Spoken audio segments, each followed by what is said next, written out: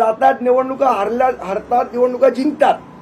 पण फक्त एखादा विषय निवडणुकीपुरता मर्यादित ठेवणं मला असं वाटतं हे वैचारिक करंटेपणा आहे. पण ठाकरे बंधू एकत्र येतील हे तुम्हाला आवडणार नाही का जर आले तर? नाही, विषय मला आवडायचा किंवा तुम्हाला आवडायचा नाहीये ना. विषय काय आहे, मराठी माणसाचं हित आणि महाराष्ट्राचं हित. त्यासाठी जे जे करावं लागेल ते केलंच पाहिजे. पण त्याच्यासाठी ठाकरे बंधूंनी एकत्र यायला पाहिजे. आता काही कुठली निवडणूक नाहीये, निवडणुकीचा विचार नाहीये. मराठी विषयासाठी आणि महाराष्ट्रासाठी सगळ्या मराठी लोकांनी एकत्र आल्या पाहिजे ना. ठाकरेच बंधू का, कुमार पण येऊ शकतो त्याच्यामध्ये, असं काही नाहीये. दोघांमधली एकंदरीतच मागच्या काळातली काही कटुता जर बघितली गेली तर या गोष्टीला बळ मिळतंय का? माझा ट्विटचा अर्थ असा आहे की एखादा विषय फक्त महाराष्ट्राच्या आणि मराठी माणसाच्या हिताचा जेव्हा आपण बोलतोय तेव्हा तो फक्त निवडणुकीपुरता मर्यादित नसावा.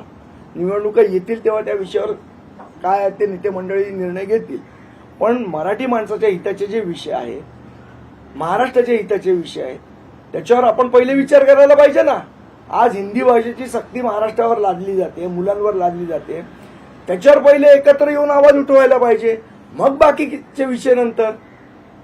आज ज्या पद्धतीने दादागिरी चाललेली आहे, एखादं जर समजा अनधिकृत बांधकाम, मला माहित नाही ते कोर्टात केस पेंडिंग होती की नाही, मला कल्पना नाही, पण तोडल्यानंतर जर एक समाज एकत्र येत असेल तर मला वाटतं हाही मोठा विषय आहे. त्याच्यासाठी वॉर्ड ऑफिसर सस्पेंड होत असेल, हाही मोठा विषय. ह्याच्यावर पण चर्चा व्हायला पाहिजे की ते बांधकाम अधिकृत होतं का अनधिकृत होतं.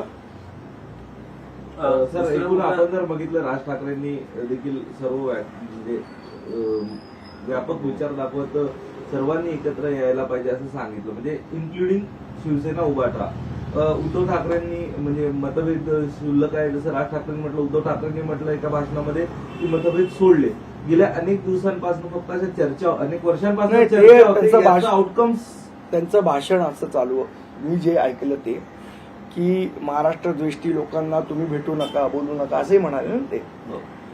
आता जसं भारतीय जनता पक्ष हिंदुत्वाचं सर्टिफिकेट वाटत सुटली की हा हिंदुत्ववादी, हा हिंदुत्ववादी नाही, हा हिंदुत्व द्वेष्टा, हा हिंदुत्व द्रोही.